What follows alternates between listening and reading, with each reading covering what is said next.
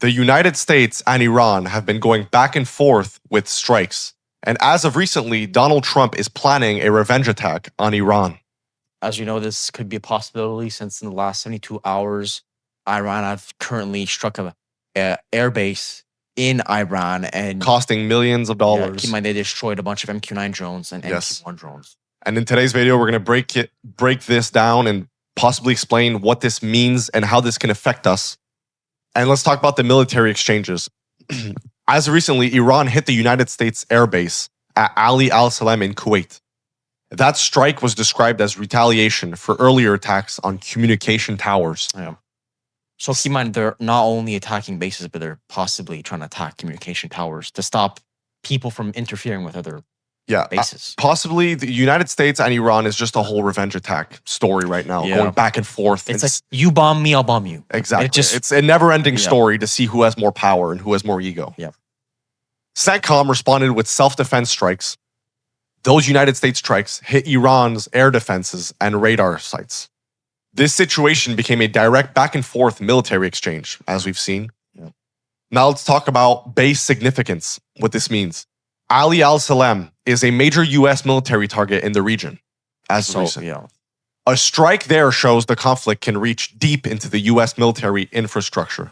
Which, keep in mind, a lot of these strikes have already been affecting the war in general. If you look at Trump, he's been panicking recently, doing a lot of posts on True Social. And even his health is taking a huge decline. And this affects an 80-year-old man. A lot of people have been mentioning Trump maybe as dementia. Yep. He's getting old. Yep. And of course he is. His health is taking a major hit. His stress levels are going through the roof. Sleeping during meetings. Yep.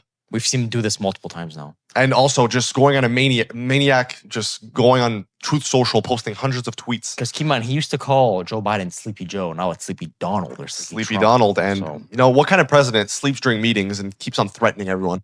And as we've seen, his team is leaving him. Yep. Most of his team is. Yeah. And nobody's really trusting him anymore. No. Even limited damage carries a strong strategic message, which, as we've seen, it also shows the U.S. is not fully controlling the situation. Well, as we know, there's been trying to be a deal with Iran, but nothing's been going on. The side of the United States is not really showing the full side of it. No. They're not really. Trump's team is hiding a lot. They're not really showing the full story because they want to keep their ego and show that they're strong. They want to show that they have strength. Because keep in mind, a lot of these news are trying to be more pro-president when it should be pro-truth. You should be saying the reality of what's going on. Yeah, 100%. The base attacks can increase the risk of further escalation, as we've seen. This is only going back and forth, not really precise on what they want to achieve with this war. Mostly oil. Now, CENTCOM's response. They described its airstrikes as defense mechanic. The targets were Iranian air defenses and radar systems. Targets, yeah. That kind of response is meant to reduce threats to U.S. forces. It also shows the conflict is still active and still unstable, very unstable. Well, as we know, this war is going to be active for a while, I think. I don't think there's going to be a deal anytime soon. To be honest, it'll probably carry on to the next president for 2029. I can't even imagine what the next president is going to have to do. And regardless if it's a liberal, Democrat, whatever, if it's Kamala Harris, if it's Donald Trump, if it's JD Vance. If Donald Trump doesn't solve this, then the next president is going to have immense stress on his shoulders. Yeah, of course. Because keep in mind, to be president costs basically $1 billion to run for a campaign. And these guys are going to be just wasting money just to continue active war. Both sides of the story are still operating on war footing as of every hour and every day. This is a very stressful situation. Let's talk about oil. Since all this is related to oil. All this at the end of the day, this was started for oil. This was started for oil. If you look at Venezuela, they mainly took it over for oil. That's right. An Exxon executive warned about a possible oil shock. The price range mentioned was about $180 to $200 per barrel. Which is a 10% change. Keep in mind, if you look at oil in the past, since 2026, basically since the war started, oil is up 41%, which is massive. Also, as we've mentioned in other videos, for the average family, that's trying to, a family man that's trying to provide. A family of four working 4 hours a week, 40 hours a week. Yeah. This is a lot for them. Of course. I mean, everybody drives, everybody goes on planes. Not only everyone's safety, but economic-wise, Yeah. people are struggling. Yeah. A lot more than people think. Yeah. And people like Donald Trump, which have big egos, right? Yeah. They don't really think about the low people who have low incomes and Well, keep in mind, they're literally billions. and spending billions of So- dollars of taxpayer money on this Yeah. war. Oil is the main link between the war and the economy, as we know. What higher oil means for the economy?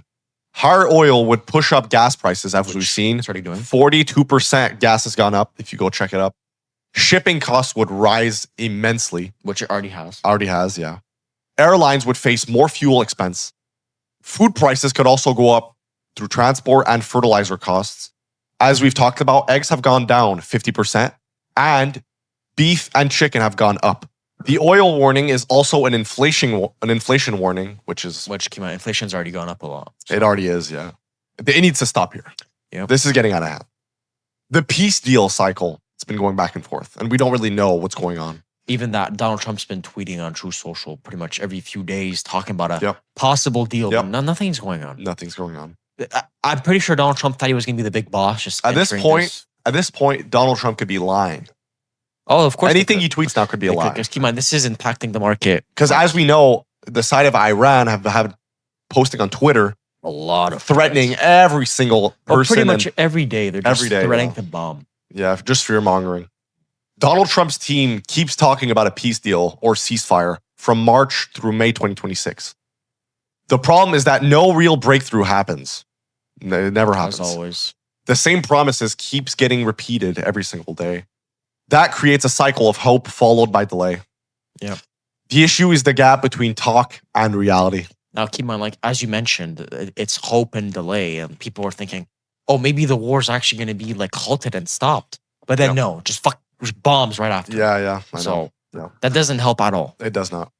The main criticism, the administration keeps promising a peace deal while the conflict stays alive. Military exchanges were getting more and more serious at the same time. As we know, the side of the United States and the side of Iran, both sides are very unprofessional in the sense that from Iran, they're fear-mongering and threatening on Twitter, Yeah. possibly mentioning that they have a nuclear weapon. Yeah. And from the side of Trump, it's not very professional. He's falling asleep. Yeah. He thinks he's the boss of all this, He keeps which talking about a deal when there isn't. when, So, in reality, no one's the boss. Yeah. You know, when you have power, don't mention it. because they're both Stay low. Yeah, they're both trying to prove that they both have like higher authority, but like it doesn't make any sense. It's a war. It is. A clean summary of all this is Iran struck in Kuwait. CENTCOM answers with strikes on Iranian air defenses and radar sites. Exxon warned oil could surge to $180 to $200. And Donald Trump's team keeps talking about a peace deal that never happens. The result is a story about escalation, higher energy risk, and repeated promises without a real breakthrough. All right, now we're gonna get to the tweets. Iran announces it is ending all negotiations with the United States and vows to completely block the Strait of Hormuz per CNBC. Iran says it is ending negotiations due to repeated ceasefire violations, including Israeli strikes in Lebanon. Iran also threatens to block the Bab el-Mandeb Strait. Channel 4 News tweeted, Iran and the United States have attacked each other over the weekend as President Donald Trump claims efforts to reach a deal would all work out in the end. U.S. Center Command said it had launched what it called a self-defense strike, while Iran said it targeted a base in the U.S. Yes. air base. Kuwait said its air defense systems had tackled what the foreign ministry called heinous and repeated Iranian strikes. The U.S. military has conducted strikes on Iranian targets in Goruk and Qeshm Island. Iran, in what it described as self-defense strikes, which both sides both self-defense. The U.S. says the strikes were carried out in response to aggressive Iranian actions, including the shoot-down of a U.S. MQ-1 drone that was operating over international waters. The Washington Post also tweeted about this. The U.S. military struck Iranian radar and drone sites near the Strait of Hormuz over the weekend, prompting Iran to retaliate on Monday with missile fires into Kuwait. The latest exchange of attacks to threatening ongoing negotiations to end the war. Now, as all these tweets are crazy, do you see an ending to this anytime soon? Like, could there possibly be an ending in the next 3-4 months? Listen, my advice to all of this is one, the point of war is for power. And people need to realize that if this keeps going back and forth, it's never going to end. Yeah. Because what's happening here is Iran wants to show them as the powerful guy, but Trump started this. Yeah. He started this. Of course, yeah. And now Trump is now panicking. Yep. He is. Yep. Because he's realized that He probably thought this war would end. he thought this was going to take a few weeks and everything was going to go right. Yeah. But now what he's realizing is this is involving other countries right in the world, also affecting China and Russia. It's taking basically $1 billion a day. Also moving the economy like crazy. People, the working people aren't happy about this because taxes are going up, inflation's going up, gas is going up, groceries are going up. People can't even live anymore. You know, there's going to be more homeless people. Yeah. There's going to be people that can't even live. So It's not the same. a summary of all this is, the Iran and US keep going back and forth with strikes and people are getting injured. People are stressed. People are scared. And this was T and Matt on The Berube Show. Stay safe out there. Always praying for your safety. We're blessed on this side. Take care. Bye-bye.